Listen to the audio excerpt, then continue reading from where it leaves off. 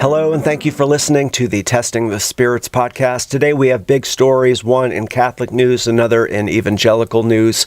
So the Catholic Church has lost their head. Pope Francis has passed away at age 88. And then in Protestant news, people are talking about this article that Christianity Today released right before Easter, attacking the cross. Well, that's what people are saying. But let's start with Pope Francis. So this is obviously world news. Everyone is talking about it. This is going to have major implications going forward, I believe, for Christianity, even though we don't consider Roman Catholicism as biblical Christianity, obviously, but they do have a lot of influence. I mean, you just saw over the past 13, 15 years, however long Pope Francis has been in office, Joel Osteen, Rick Warren, so many evangelicals have praised him and sort of followed his lead. And as the Catholic Church has drifted in a more liberal direction, evangelical Christianity has followed along. So there is a connection there. But this article from Protestia, they write George Mario Bergoglio, otherwise known as Pope Francis, passed away early Monday morning, so that's today, and he was 88 years old. I'll be talking about this more going forward because whoever is elected as the next pope will not only determine whether or not the Catholic Church continues in this liberal direction, it's possible they could appoint a more traditional conservative pope, whatever that means for the Catholic Church, conservative, but that's highly unlikely since Francis has appointed many of the people that are voting. So I'm sure they are going to appoint someone who is, shares the ideology of Francis. But also, let me just add this, because as a believer in the premillennial return of Jesus Christ, I believe that in the end times there will be a one world religion. And the Pope was talking about this just a few months ago before he died. Remember, he said publicly that all religions are different paths to God. So the book of Revelation talks about Babylon and Mystery Babylon. So many of us believe that there will be, in the end times, a one world government and a one world religion, and it's likely that that will be unified under the Pope's umbrella, that the Catholic Church will sort of lead that up. But that's another story for another day. But let's continue with this article. It says, with his passing, the College of Cardinals will call for a papal conclave to be convened, which will elect the next pope by secret ballot. While there are 252 cardinals, only those under the age of 80 can vote, which pegs the number of participants at 138 electors. Once a candidate receives 2/3 of the votes, a new pope will be crowned, and this process typically takes a couple weeks. So a month from now, within a month, most likely there will be a new pope, maybe sooner. So the next month is going to be interesting because many of the people voting, like I said, were appointed by Francis. So the thought is they will vote for another liberal pope. Maybe not. In the past, the Catholic Church has gone back and forth.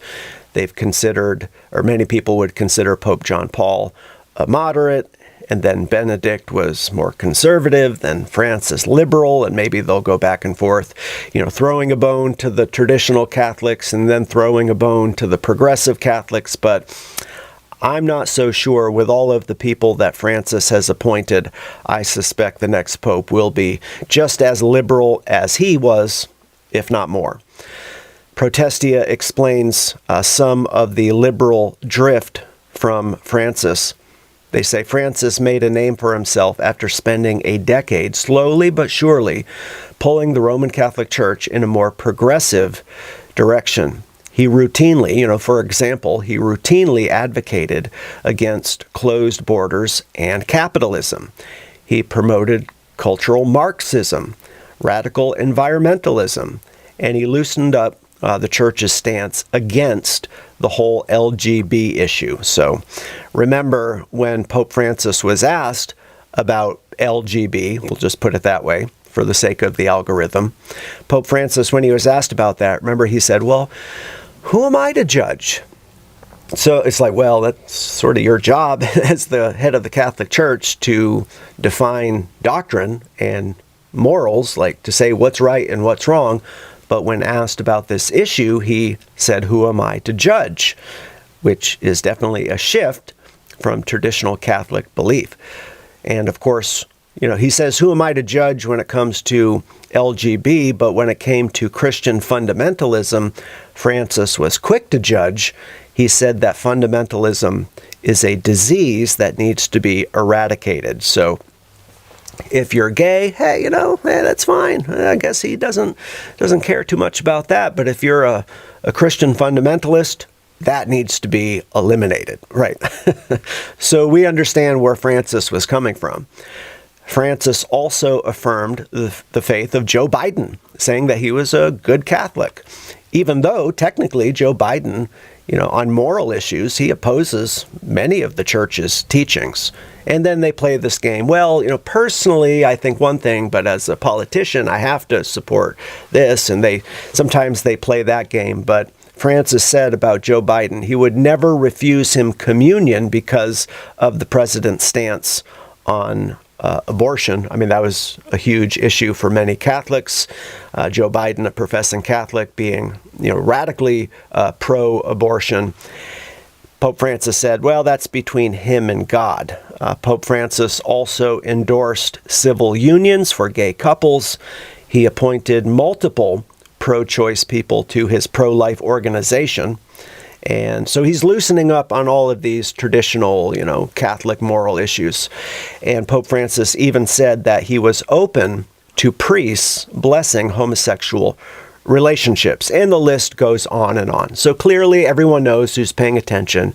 Pope Francis was quite progressive, but you can't just hang the rainbow flag outside the Vatican. You have to slowly bring the church in that direction. And that's what he's been doing for the past however many years. I think he was elected in 2013, maybe. I forget the exact year. So this is big news. Pope Francis dies at age 88. And now the Catholic Church will begin its search for a new pope. Now, shifting gears to the apostasy within Protestant Christianity. Here's another story that people are talking about. Did CT, or Christianity Today, did they attack the cross leading up to Resurrection Sunday? So Christianity Today, their current editor is Russell Moore of the Gospel Coalition, another more liberal outfit. Right before Easter and Good Friday, Christianity Today put out an article that some people are describing as a subversive attack against the cross of Christ. And the whole claim of this article is that Jesus actually wasn't crucified, at least in the sense that he was not nailed to the cross. Jesus was not nailed to the cross. He was just hung with ropes. That's what they're saying.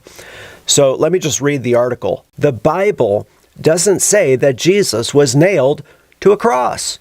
Telling the story of Christ's death, Matthew, Mark, Luke, and John simply say that Roman soldiers crucified him, but they don't say how. Each of the Gospels includes specific detail about the soldiers' method of dividing Jesus' clothes, a lottery, but none describe the way the soldiers put him on the cross. There are no nails mentioned in any of the four Gospel accounts. Now, they reference this Dr. Garcia, who is an evangelical Bible scholar, supposedly at Gordon College, and he thinks that there were no nails. So apparently, Christians have been wrong. You thought Jesus was nailed to a cross. You've been wrong. Christians have been wrong for the past 2,000 years, which, if you're wrong about that, that plants a seed of doubt. And yes, I think this is a deconstruction tactic. So he goes on. The article says the word used there, stauros, just means to hang on a cross, Garcia told Christianity Today, but it doesn't give the method of how they hang, right? Maybe the reticence is telling. Okay, that's absurd. So they go on closely reading the Bible, Because this is a mixture of truth and half-truth and lies, really, is what it is. Closely reading the Bible, it says, looking at the long historical record of Roman crucifixion and examining the archaeological evidence, Garcia has come to the conclusion that the crucifixion might have been done with ropes. While the Christian Emperor Constantine, his mother, along with documentary filmmakers today, have all searched for relics of the true nails, and many people have meditated on the iron-piercing flesh. The nails might just be the stuff of legend. So, according to Christianity Today, right before Good Friday and Easter, when Christians come together and celebrate this event, they drop an article saying, you know what, this idea that Jesus was nailed to a cross, no, it's just the stuff of legend. It's not true. Why would? So the question is, that's the article, and you can read it for yourself. It's online. You can read the whole thing. But why would they put out an article right before Christians celebrate this event? Isn't this what ABC used to do, and the History Channel and Newsweek? They would run a special right before Easter about the real Jesus, the true Jesus, and then they would deny what the Bible said. They would deny basic foundational truths that all Christians have believed for 2,000 years. But here's the thing. It's not these, secular outfits that are against Christianity like ABC or the History Channel. Now, Christianity Today, the magazine founded by Billy Graham, now they're doing it. And as I said, this is being described as a subversive attack, and I agree.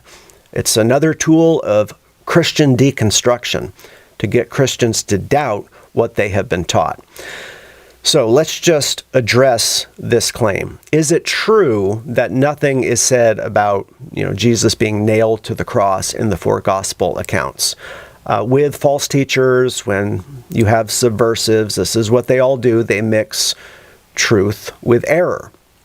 So yes, in the specific passages describing the crucifixion, you do not see the word nail.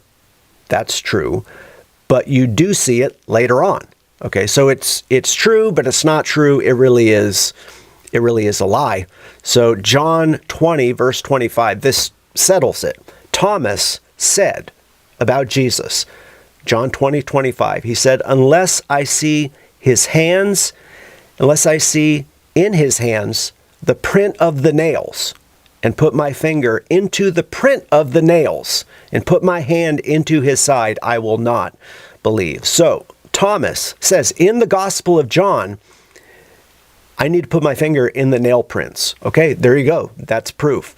Also, Colossians 2:14 says this, having wiped out the handwriting of requirements that was against us, which was contrary to us, and he, Jesus, has taken it out of the way, having nailed it to the cross. And of course, that's what crucifixion is. You're getting nailed to a cross. So the idea that, this is just a myth, Jesus wasn't nailed to the cross, he was just hung by ropes, Christians are wrong. No, the Bible actually says he was nailed to the cross. So in conclusion, this is just more evidence that the magazine and website Christians now refer to as Christianity Astray, it should be avoided. We need to recognize these are tactics of Christian, so-called Christian deconstruction. And I've said it before, I'll say it again. Hey, let's just stick to the Bible. Amen. Amen. Let me know what you think. If you're listening on YouTube, leave a comment in the comment section. And until next time, may the Lord be with you. Have a great day.